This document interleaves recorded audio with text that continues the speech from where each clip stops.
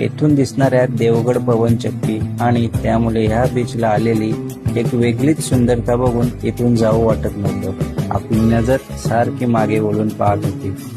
कुणकेश्वर मंदिर येथून जवळच होतं, त्यामुळे थोड्याच वेळात आपण मंदिराजवळ पोहोचलो। आपण आपली गाडी पार्किंगला लावली आणि गेलो देवांचे दर्शन घ्यायला। दर्शन घेऊन बाहेर आलो आणि आपण आजूबाजूच्या परिसराचा छान असा ड्रोन शॉट घेतला।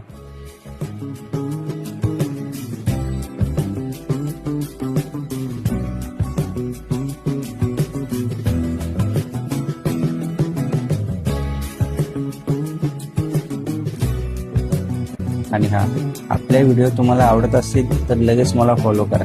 आपले संपूर्ण ब्लॉग्स हे आपल्या यूट्यूब चॅनलला अपलोड केलेले असतात, तिथे जाऊन चॅनलला सबस्क्राईब करा। आणि हो, आपले व्हिडिओ जर तुम्हाला आवडत असतील तर आपल्या व्हिडिओला लाईक करा, आपले व्हिडिओ शेअर करा आणि कमेंट करायला विसरू नका।